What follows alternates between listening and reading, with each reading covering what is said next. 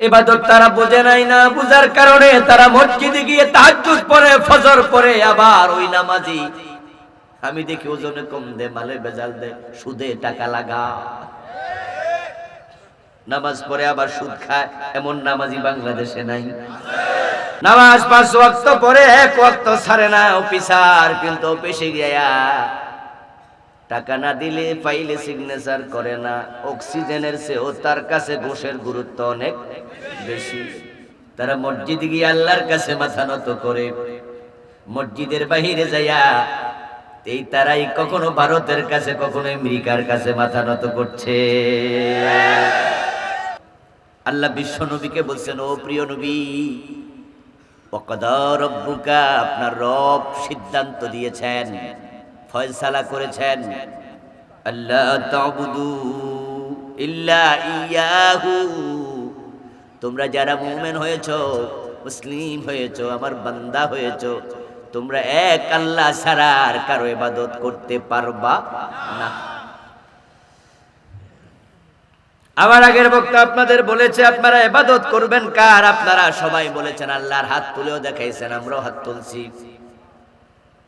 ইবাদত হবে কার? নিশ্চয়ই আল্লাহ ছাড়া কারো ইবাদত করা জায়েজ নাই, এটা শিরিক। যেই জিনিস শুধু আল্লাহর জন্য নির্ধারিত, এটার সাথে অন্যকে শামিল করার নামই হলো শিরক। আমার প্রিয় ভাইয়েরা, ইবাদত শুধু আল্লাহর জন্য নির্ধারিত, তাই তিনি বলছেন তোমরা অন্য কারো ইবাদত করিও না। এই কথাটা আমাদের দেশের মানুষের কাছে বড় হালকা কথা, কারণ তারা সবাই মনে মনে কয় আমরা তো আল্লাহরই ইবাদত করি, এই হুকুম তো আমরা মেনে অনেক আগে বসে আছি। কিন্তু আমার কাছে এই শব্দটা বড় ভারী, কারণ আমি নিজের চোখে দেখি মানুষ শুধু আল্লাহর জন্য ইবাদত করে না, তারা ইবাদত বুঝে না, তাই তারা মনে করছে তারা আল্লাহর ইবাদত করছে। বরং আমি দেখি তারা মসজিদে গিয়ে আল্লাহর কাছে মাথা নত করে, মসজিদের বাহিরে যাইয়া এই তারাই কখনো ভারতের কাছে, কখনো আমেরিকার কাছে মাথা নত করছে।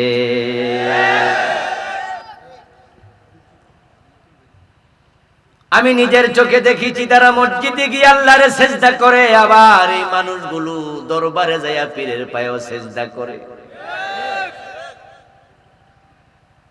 ইবাদত তারা বোঝে নাই, না বুঝার কারণে তারা মসজিদে গিয়ে তাহাজ্জুদ পড়ে, ফজর পড়ে, আবার ওই নামাজি আমি দেখি ওজনে কম দে, মালে বেজাল দে, সুদে টাকা লাগা, নামাজ পড়ে আবার সুদ খায়, এমন নামাজি বাংলাদেশে নাই, বসুরহাটে নাই, এই গ্রামে নাই। তো ইবাদত কি বুঝলো? নামাজ 5 ওয়াক্ত পরে 1 ওয়াক্ত ছাড়ে না অফিসার, কিন্তু অফিসে গিয়া টাকা না দিলে ফাইলে সিগনেচার করে না। অক্সিজেনের চেয়েও তার কাছে ঘুষের গুরুত্ব অনেক বেশি। অক্সিজেন ছাড়া যেমন মানুষ বাঁচে না, সে ঘুষ ছাড়া বাঁচবে না। বাঁচবে কেমনে? বেতন পায় 30,000, বাসা ভাড়া 35,000। এখন গোশ না খেলে ওই 5,000 কোত্থেকে আসবে? রিক্সা ভাড়া, গাড়ি ভাড়া দিয়ে অফিসে আসবে কেমনে? পোলামের স্কুলের খবর কি? চাল ডাল কিনবো কেমনে? ওর কাছে বেঁচে থাকার জন্য অক্সিজেন যেমন, ঘুষও ঠিক তেমন। কোনো কোনো ক্ষেত্রে ঘুষের গুরুত্ব আরো বেশি। এ বুঝে টাকা হইলো অক্সিজেনও কেনা যায়। কি টাকা হইলো অক্সিজেন কেনা যায় না? এই যে বোতলে ভর্তি করে রাখছে, যখন করোনা আইছিল তখন হাসপাতালে হাসপাতালে অক্সিজেন লিয়ে দৌড়াদৌড়ি করছে, মনে আছে না? পত্র পত্রিকায় তো দেখছেন নাকি? জমক হাসপাতালে গেছে, রোগী ভর্তি করে নাই, অক্সিজেন নাই।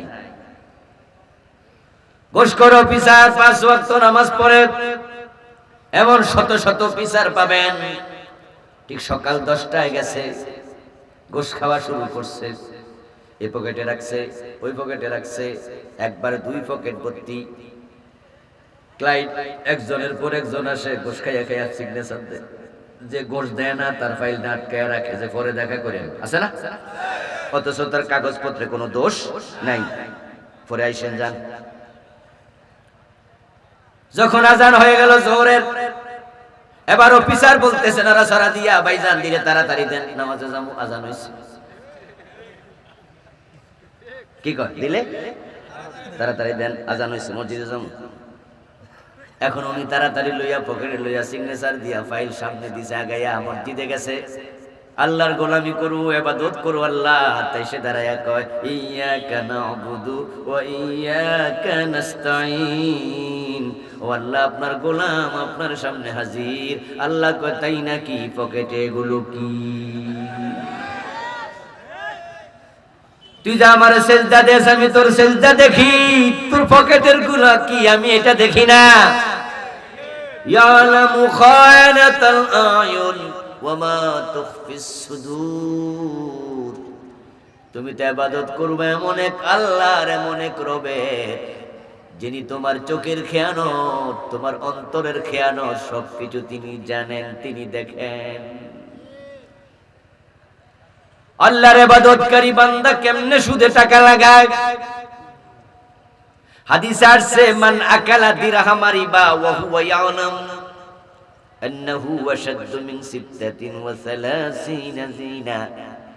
যে ব্যক্তি জেনে শুনে 1 টাকা সুদ খাবে, তার আমলনামায় 36 বার জিনার গুনাহ লিখে দেয়া হবে।